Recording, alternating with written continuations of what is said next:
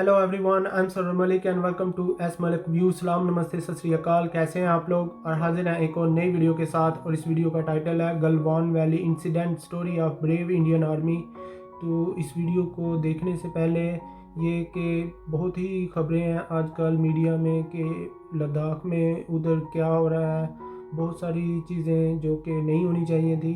तो मुझे ऐसा फील हुआ कि मैं इस पर एक वीडियो करूं। ये रियल स्टोरी है, इनसाइड स्टोरी है। तो इस वीडियो को देखने से पहले आप हमारे चैनल को लाइक कर लें, सब्सक्राइब करें और दोस्तों के साथ शेयर भी कर दें। तो चलते हैं, देखते हैं वीडियो।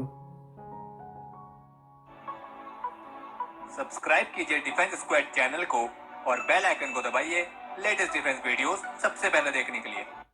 हेलो डिफेंस लवर्स, स्वागत है आपका डिफेंस ज्ञान सीरीज के फ्रेश एपिसोड में। आज के एपिसोड में हम आपको गलवान घाटी में हुए हिंसक संघर्ष में भारतीय सेना की वो वीर गाथा सुनाने जा रहे हैं जिसे सुनकर आप सभी के रोंगटे खड़े हो जाएंगे। और इसे सुनने के बाद भारतीय सेना और खास करके इसकी बिहार रेजिमेंट के लिए आपका सम्मान और भी बढ़ जाएगा। So without wasting any time, let's begin.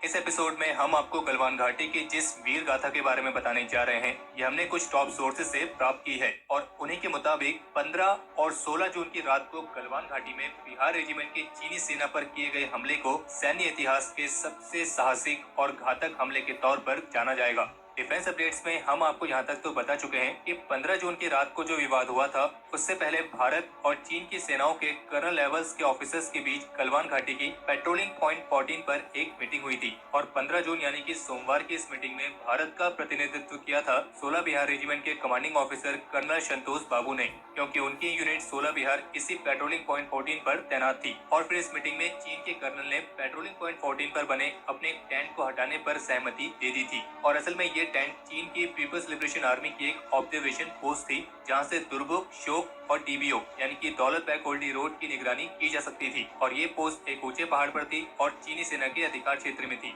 पर चूंकि दोनों देश एक एग्रीमेंट से बंधे थे तो इसीलिए इस विवादित क्षेत्र में पेट्रोलिंग तो की जा सकती थी, लेकिन दोनों में से किसी की भी सेना यहाँ पर किसी भी तरह का स्थायी या फिर अस्थायी पोस्ट नहीं बना सकती थी। और चूंकि चीनी सेना ने यहाँ पे अपना एक अस्थायी ऑब्जर्वेशन पोस्ट बनाया था तो इंडियन आर्मी ने इसी पोस्ट का विरोध किया था। और इस मीटिंग में यही तय हुआ था कि भारतीय सैनिक भी इस टकराव वाली जगह से थोड़ा पीछे हट जाएंगे और चीनी सैनिक भी अपनी इस पोस्ट को हटा लेंगे। और फिर ऐसे में जब शाम के वक्त कर्नल संतोष ने एक मेजर रैंक के ऑफिसर्स के नेतृत्व में 12 पर्सनल्स की एक पेट्रोलिंग पार्टी को ये देखने के लिए भेजा कि चीनी सेना ने अपनी पोस्ट हटाई है या नहीं, तो यही पेट्रोलिंग पार्टी जब वहाँ पे पहुंची तो उन्होंने ये पाया कि चीनी सेना ने अपने टेंट नुमा ऑब्जर्वेशन पॉइंट को नहीं हटाया है। और जो ये पेट्रोलिंग पार्टी थी, ऐसा लगता है कि ये अपने साथ कोई हथियार लेकर नहीं गई थी और यही वजह है कि चीनी सैनिकों ने इन भारतीय सैनिकों को बंधक बना लिया था। हालांकि जो एक पहले रिपोर्ट आई थी उसके मुताबिक चीनी सैनिकों ने 12 नहीं बल्कि 10 भारतीय सैनिकों को बंधक बनाया था। और फिर जैसे ये खबर कर्नल संतोष को लगी तो वे अपने 2 जवानों के साथ सीधे चीनी खेमे में ही पहुंच गए थे और उन्हें उम्मीद थी कि वे वहां पे जाके बातचीत के जरिए अपने सैनिकों को रिहा करा लेंगे।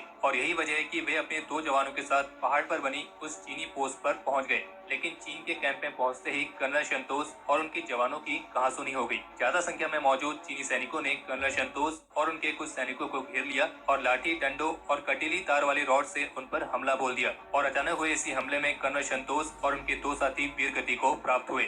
और बता दें कि किसी भी यूनिट के लिए उनका कमांडिंग ऑफिसर एक पिता के समान होता है। और यही वजह है कि अपनी सीईओ की मौत की खबर सुन के 16 बिहार रेजिमेंट के सभी सैनिक काफी गुस्से में आ गए। और फिर सेकंड इन कमांड और 2 युवा ऑफिसर्स ने इस यूनिट की जिम्मेदारी संभाली और इन तीनों ऑफिसर्स ने बिहार रेजिमेंट के घातक कमांडोज के साथ चीनी कैंप पर ऐसा हमला बोला कि चीनी सेना उसे कभी भी भूल नहीं पाएगी। और इस दौरान उनका साथ दिया फील्ड रेजिमेंट यानी कि तोपखाने के सैनिकों ने, जो उस वक्त वहाँ पे तैनात थे। और अब तक आधी रात गुजर चुकी थी और मंगलवार शुरू हो चुका था और समय आ गया था कि अब चीनी सैनिकों को मालूम पड़े कि उनका मुकाबला देश की उस सेना से है जो पूरी दुनिया भर में अपने शौर्य और वीरता के लिए जानी जाती है। लेकिन कर्नल संतोष के इस बलिदान के बाद पूरी बिहार पलटन का खून खौल उठा था और 16 बिहार के सेकंड इन कमांड जो कि लेफ्टिनेंट कर्नल रैंक के ऑफिसर थे और 2 कैप्टन लेवल के ऑफिसर्स के साथ करीब 300 सैनिकों ने चीनी कैंप पर रात में ही हमला बोल दिया था। हालांकि पहाड़ पर बैठे चीनी सैनिकों ने भारतीय सैनिकों पर जमकर पत्थरबाजी की थी, लेकिन इस 16 बिहार रेजिमेंट के वीर सैनिक उस खेमे तक पहुंच गए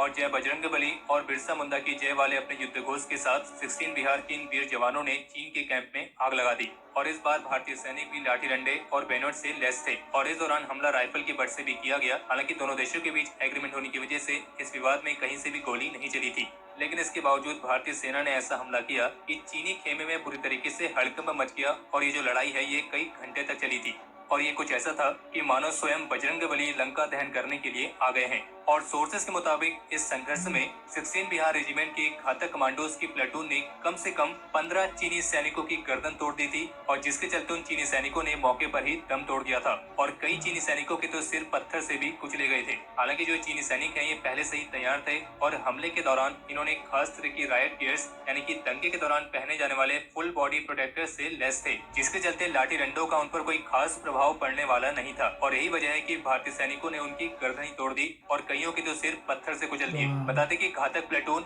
जो कि घातक कमांडोज के नाम से जानी जाती है, ये इंडियन आर्मी की हर एक इन्फेंट्री बटालियन में होती है और एक घातक प्लेटून में कम से कम 20 कमांडोज होते हैं और ये घातक कमांडोज की प्लेटून एक शॉक ट्रूप्स की तरह काम करती है और इन 20 घातक कमांडोज में एक commanding captain, 2 non commission officers और कुछ स्पेशलाइज्ड सोल्जर्स जैसे कि sniper team, light machine Gunners, medics और रेडियो ऑपरेटर्स होते हैं और जो बाकी के कमांडोज होते हैं वो एक असॉल्ट ट्रूपर्स की तरह काम करते हैं। और 2016 में पीओके में जो सर्जिकल स्ट्राइक की गई थी उसमें पैरा स्पेशल फोर्सेस के कमांडोज के साथ साथ 6 बिहार के घातक प्लेटून के कमांडोज भी शामिल थे और इंडियन आर्मी कमांडोज की ये टुकड़ी अपने नाम के अनुरूप ही घातक होती है। बाकी अगर आपको घातक कमांडोज के बारे में डिटेल में जानना है तो इसके बारे में हमने ऑलरेडी वीडियोस बनाई हैं जिनका लिंक आपको इस वीडियो के आई बटन में मिल जाएगा। और फिर से वापस आते हैं इस हिंसक विवाद पर। तो जहां 16 जून मंगलवार की सुबह भारतीय सैनिक चीनी सैनिकों को ईंट का जवाब पत्थर से दे रहे थे तो उसी दौरान जिस पहाड़ी पर चीन का ये कैंप लगा था वो भारत और चीन के सैनिकों के भार से टूटकर ही नीचे गिर गया और उसके साथ ही दोनों तरफ के सैनिक भी नीचे बहती हुई बर्फ के समान ठंडी गलवान नदी में आ गिरे और इस नदी में गिरने और ज्यादा ठंड लगने की वजह से दोनों तरफ के सैनिक काफी बड़ी तादाद में हताहत हुए, जिसमें जहां हमारे 20 जवान वीर गति को प्राप्त हुए, 18 बुरी तरीके से घायल हुए और जबकि 58 को कुछ मामूली चोटें आई थी। लेकिन 16 बिहार के इस वीर जवानों के हमले में चीन सेना को भी एक बहुत जबरदस्त नुकसान हुआ था और चीन के कम से कम 40 सैनिकों की जान गई है और 100 से 150 सैनिक घायल हुए हैं और कई सारे चीनी सैनिकों का शव तो गलवान घाटी की धारा को रोककर निकाला गया है। और अभी एक ऐसी भी रिपोर्ट आई थी कि चाइना ने गलवान नदी के बहाव को कम किया है, तो असल में ये बहाव खास करके चीन ने अपने सैनिकों के शव को निकालने के लिए कम किया था क्योंकि ये गलवान नदी अक्साई चीन से भारत के पूर्वी लद्दाख में बहने वाली श्योक नदी में मिलती है। और जैसे कि पिछले डिफेंस अपडेट में हमने आपको बताया था कि former army chief general VK Singh retired, उन्होंने भी ये दावा किया है कि जिस तरह चीनी सेना ने हमारे 10 भारतीय सैनिकों को बंधक बनाया था, ठीक वैसे ही भारतीय सेना ने भी चीनी सैनिकों को बंधक बनाया था। फिर बातचीत के बाद उन सैनिकों को छोड़ दिया गया था। हालांकि इंडियन आर्मी ने अभी तक इस तथ्य की पुष्टि नहीं की है। और इसके बाद बिहार रेजिमेंट के शौर्य और पराक्रम को सैल्यूट करने के लिए इंडियन आर्मी की नॉर्दर्न कमांड ने करम ही धर्म नाम से एक वीडियो जारी किया था जो कि बिहार रेजिमेंट का मोटो है। और इस वीडियो में आर्मी ने कहा है कि हर सोमवार के बाद मंगलवार जरूर आता है, क्योंकि मंगलवार को ही भारतीय सेना ने चीन के खेमे में आग लगाकर चीनी सेना की कमर तोड़ दी थी। और वैसे भी मंगलवार का दिन तो बजरंगबली यानी कि हिंदू गॉड हनुमान जी का होता है और जय बजरंगबली बिहार रेजिमेंट का भी एक वॉर क्राई है। और बिहार रेजिमेंट के इस बहादुरी कारनामे को वर्ल्ड वॉर की कुछ लड़ाइयों से जोड़कर भी देखा जा रहा है। और बता दें कि गलवान घाटी में चीनी सेना को इतना बड़ा नुकसान हुआ है कि इसके बाद चीनी कमांडर ने भारत से जंग के बजाय बातचीत की गुहार लगाई है। और अपने इस नुकसान को छुपाने के लिए चाइना की स्टेट मीडिया ग्लोबल टाइम्स अलग अलग तरह की फेक रिपोर्ट्स जारी कर रही हैं। हालांकि चीन का विदेश मंत्रालय लगातार इस बात को उठा रहा है कि भारतीय सैनिकों ने एलएसी पार करके उनके इलाके में आके इस हिंसक संघर्ष को शुरू किया। लेकिन भारत के कुछ टॉप सोर्सेज का कहना है कि भारतीय सैनिकों ने केवल अपने कमांडिंग ऑफिसर की धोखे से हत्या करने का बदला लेने के इरादे से ऐसा किया है और बदला पूरा होने के बाद वे वापस अपनी सीमा में लौट आए थे, क्योंकि जैसा कि हमने कहा कि किसी भी यूनिट के लिए उनका सीईओ एक पिता के समान होता है और अगर उनके पिता को ही कोई इतना बड़ा नुकसान पहुंचाएगा तो बदला लेना तो बनता है। और अंत में हम उन सभी से अनुरोध करना चाहेंगे जो समय समय पर इंडियन आर्म फोर्सेस की काबिलियत पर तरह तरह के सवाल उठाते हैं। अब ये मत बोलिए कि 1947 के बाद से आज तक अगर आप अपने घरों में सुरक्षित बैठे हैं, ये सवाल कर पा रहे हैं और वो केवल इसलिए क्योंकि हमारे भारतीय सैनिक सीमा पर इस देश की सुरक्षा कर रहे हैं। और हमारा दिल से सलाम है इन सभी वीर जवानों को जो अपने प्राणों की चिंता न करते हुए दिन रात इस देश की सुरक्षा करते हैं। जय हिंद, वंदे मातरम। अच्छा, ये नाम है उनके, कर्नल संतोष बाबू।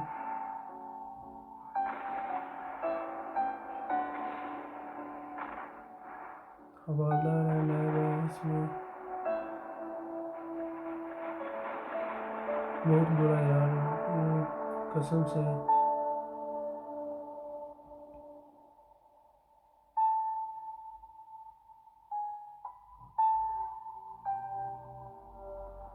और ये उनकी तस्वीरें हैं जो लोग शहीद हुए हैं इसमें।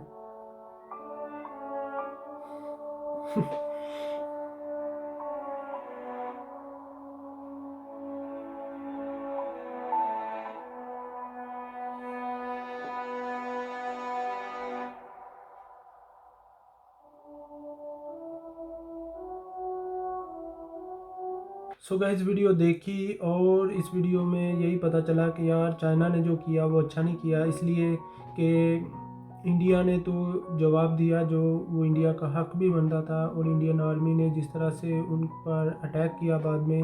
मगर उससे पहले ये कि जो लोग शहीद हुए, जिनके ये बच्चे थे, जिनके ये वालिद थे या इनकी फैमिलीज़, तो उनके साथ बहुत ही दुख के साथ कि यार वो अब हम लोगों में नहीं है, वो इस दुनिया में नहीं है।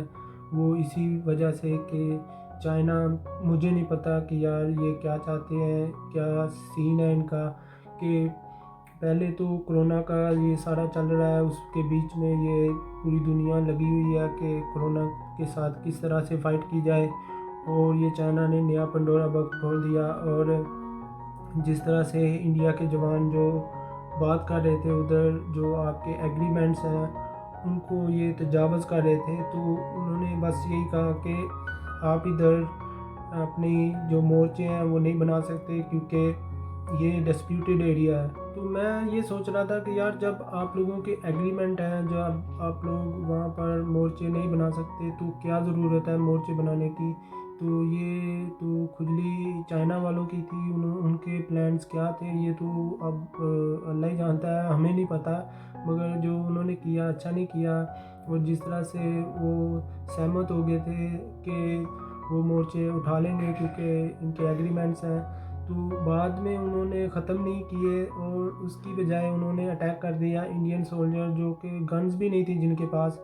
बाद में जो संतोष बाबू कर्नल थे वो अपने जवान के साथ चेक करने गए कि आखिर क्या हुआ, तो उनको भी शहीद कर दिया इन्होंने, पत्थर मारे और राडों के साथ। तो बाद में जो इंडियन कमांडोज़ ने किया, तो फिर उनकी जो धुलाई की, तो वो तो अब सारी दुनिया को पता है, इसलिए कि वो एक चोटी पर थे तो ऊपर जाना था इंडियन कमांडोज़ को, और वो पूरी तरह से तैयार थे। जो चाइनीज़ आर्मी थी वो तैयार थी, वो पत्थरों के साथ और हर चीज़ थी उनके पास कि वो उनको गिरा सकते थे, कुछ भी कर सकते थे, मार सकते थे। मगर जो इंडियन कमांडोज़ ने किया तो वो अब सारी दुनिया जानती है, इसलिए कि उनकी गर्दनें तोड़ दी। और उसके साथ साथ जब दोनों साइड के जो आर्मी थे वो ऊपर जा रहे थे, तो बर्फ़ गिरने से दोनों नीचे गिर गए, और इंडिया के जो 20 जवान थे वो शहीद हो गए। और इससे चाइना को जितना नुकसान हुआ वो तो मीडिया में हाईलाइट नहीं कर रहे, क्योंकि इंडिया का जो चाइना का जो मीडिया है वो बहुत ज़्यादा कंट्रोल्ड है। तो इस वीडियो में बताया कि चाइना जो इस वाक़ये को हमेशा याद रखेगा, कभी भूल नहीं पाएगा, इसलिए कि जो इंडियन जवानों ने उनके साथ किया वो इस तरह का कभी सोच भी नहीं सकते थे। और ये अटैक इंडिया ने पहले नहीं किया, ये चाइना ने किया। और जिस तरह से वो अग्रेसिव थे, जिस तरह की वीडियोज़ आ रही थी, तो वो सिर्फ बात करना चाहते थे, तो बात से हर चीज़ हो जाती है भाई, लड़ाई से कुछ नहीं होता। आपने देखो इंडियन जवानों को शहीद किया, उसके बदले में आपको क्या मिला? इंडियन आर्मी ने आपके 100 से ज़्यादा लोगों को मार दिया, जो जिनकी गर्दनें तोड़ दी, और बाद में जो नीचे गिरे नहरों में जो लाशें ढूंढ रहे थे, तो क्या पता कितने ज़्यादा लोग इंडियन आर्मी ने आप लोगों के मार दिए। तो आप लोगों को क्या मिला इससे?